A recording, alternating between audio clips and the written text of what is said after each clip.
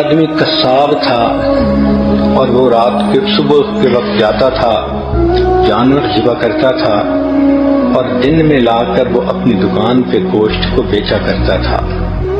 جب وہ جانور کو ذبح کرتا تو اس کے کپڑوں پہ خون لگ جاتا اور واپسی پر وہ خون آلودہ کپڑوں میں ہی آتا، مگر گھر آ کر کپڑے بدل لیا کرتا تھا۔ ایک رات وہ جب واپس آ رہا تھا جانوروں کو ذبح کر کے، تو رات کا اندھیرا تھا، وہ ایک جگہ سے گزر رہا تھا کہ ایک بندہ شور مچاتا ہوا آیا اور آ کے اس نے اس کو پکڑ لیا۔ جب پکڑ لیا تو اس نے دیکھا تو اس بندے کے جسم سے خون بہہ رہا ہے۔ حیران ہوا، اتنے میں اس بندے کی جان نکل گئی۔ دیکھا تو اس کے جسم میں ایک چھری تھی جو کسی نے گھونپ دی تھی۔ اب وہ جو قتل کرنے والا تھا وہ تو بھاگ گیا اور مقتول اندھیرے میں اس کو سمجھا کہ شاید اس نے قتل کیا۔ جب اس کی وفات ہو گئی تو اتنے میں لوگ آ گئے۔ اب لوگوں نے مقتول کو بھی دیکھا، اس قصاب کو بھی دیکھا، اس کے جسم پہ خون کے آثار بھی دیکھے۔ انہوں نے پکڑ لیا کہ تم نے اسے قتل کیا ہے۔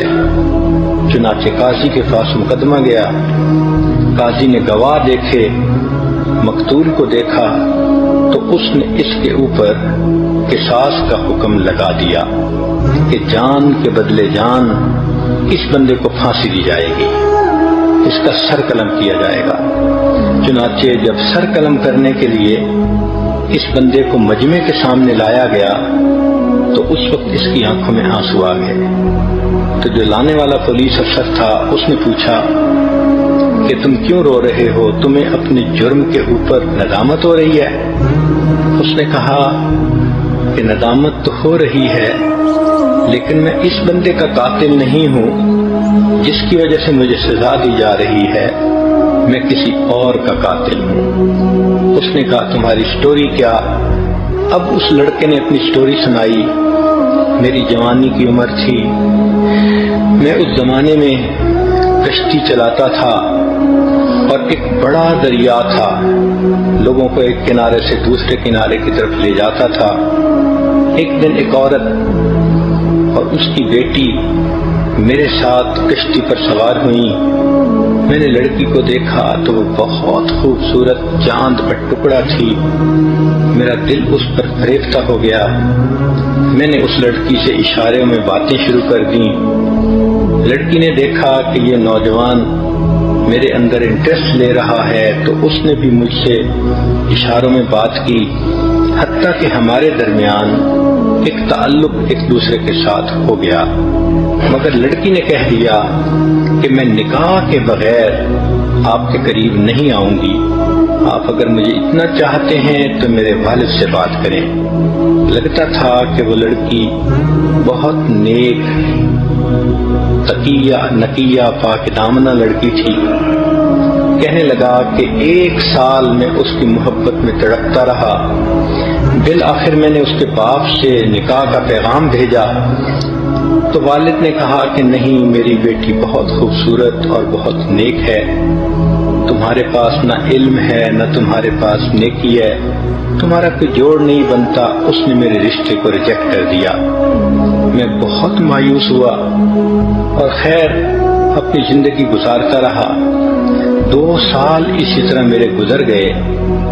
میں ایک دن پھر اپنی کشتی لے کے جا رہا تھا کہ ایک عورت آئی اور اس کے پاس 1 سال کا بیٹا بھی تھا اور وہ کشتی میں بیٹھ گئی۔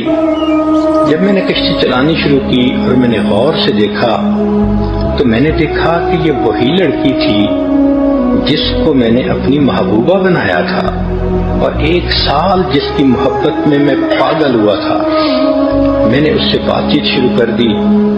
وہ کہنے لگی کہ دیکھو، میرا نکاح ہو چکا، میرا خامد ہے اور یہ میرا بیٹا ہے، میں اب آپ سے بات بھی نہیں کر سکتی۔ میں نے کہا کہ تم پہلے مجھ سے بات کرتی تھی۔ اس نے کہا اس وقت میں کنواری تھی، رشتے کے لیے آپ نے میری طرف توجہ کی تو میں نے آپ کو گائیڈ کیا کہ میرے والد سے رابطہ کریں۔ چنانچہ اب تو یہ معاملہ اوور ہو چکا۔ میں نے اس کو کہا نہیں، میں نے تمہیں بہت مس کیا، میں بہت تڑپا تمہارے لیے، راتوں کو روتا تھا۔ اس نے کہا کہ مجھے اس وقت آپ سے کوئی بات نہیں کرنی، اس لیے کہ میں کسی کی امانت ہوں۔ میں نے اس کو بہت ہی فحش قسم کی باتیں سنا کر جذبات میں لانا چاہا، مگر وہ بالکل خاموش بت بن کے بیٹھی رہی۔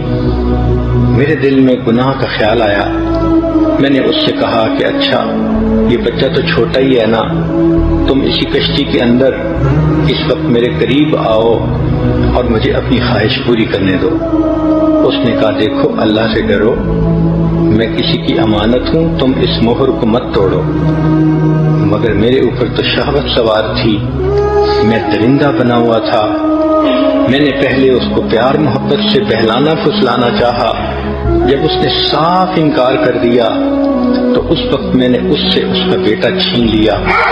میں نے اسے دھمکایا کہ دیکھو میں تمہارے بچے کو پانی کے اندر ڈال دوں گا۔ وہ رونے لگی، آخر ماں تھی کہ میرے بیٹے کو ایسا نہ کرو۔ میں نے اس بچے کا سر پانی کے اندر الٹا کر کے ڈالا تو بچہ تڑپنے لگا، میں پھر اسے اٹھا لیتا اور میں چاہتا تھا کہ یہ میری بات مان جائے۔ وہ روتی تو رہی لیکن اس نے ہاں نہ کی، حتیٰ کہ بچے کو جب بار بار پانی میں ڈالا تو وہ بچہ فوت ہو گیا۔ میں نے اس بچے کو پانی کے اندر پھینک دیا۔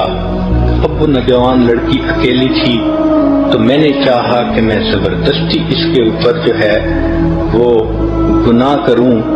میں نے اس کی طرف ہاتھ بڑھایا، لڑکی نے اپنے زور کے مطابق اپنے آپ کو پیچھے ہٹایا، چنانچہ میں نے اس کے بالوں کو پکڑا، وہ بے پردہ کر دیا اور میں نے اسے کہا کہ میں تمہیں بھی اسی طرح پانی کے اندر ڈبو دوں گا، تم میری بات مانو۔ اس نے کہا تم جو مرضی کرو، میں اللہ کا حکم نہیں توڑ سکتی۔ چنانچہ اس کے کپڑوں کو میں نے پھاڑ دیا، اس کے سینے کو ننگا کر دیا۔ اب جب اس نے میری بات بالکل ہی نہ مانی تو میرے دل میں خیال آیا کہ اس حالت میں اگر اس کو میں چھوڑ دوں گا تو یہ بچے کے قتل کا مقدمہ بھی میرے اوپر کرے گی اور دست درازی کا بھی میرے اوپر مقدمہ ہو جائے گا، تو بہتر ہے کہ اس لڑکی کو بھی مار دیا جائے۔ پھر میرے اوپر ایسی درندگی طاری ہوئی کہ میں نے اس لڑکی کو دھکا دیا، پانی کے اندر وہ گر گئی اور ڈوب گئی۔ میں نے 20 سال پہلے اس ماں اور بیٹے کو قتل کیا تھا، پھر ڈر کے مارے میں نے یہ کام ہی چھوڑ دیا کہ کسی کو شک نہ پڑے اور میں نے قصاب کا پیشہ اختیار کر لیا، مگر اللہ کی لاٹھی پہ آواز ہے۔ آج 20 سال گزرنے کے بعد ظاہر میں بے قصور ہوں کہ اس آدمی کو میں نے قتل نہیں کیا، مگر اس قتل کے بدلے اللہ نے مجھے آج پھانسی کے تختے پہ لا کھڑا کیا۔ سچ ہے کہ اللہ کی لاٹھی بے آواز ہوتی ہے۔ تو سوچئے کہ اس لڑکی کو اللہ نے اتنی ہمت دی کہ وہ اپنی جان تو دے دیتی ہے، اپنے سامنے بیٹے کو مرتا دیکھ تو لیتی ہے، مگر اپنے جسم کو ہاتھ نہیں لگانے دیتی۔ یہ وہ لڑکی ہوگی قیامت کے دن، اس کو اللہ تعالیٰ تاج پہنائیں گے، جنت میں اس کو عزتوں کی جگہ عطا فرمائیں گے۔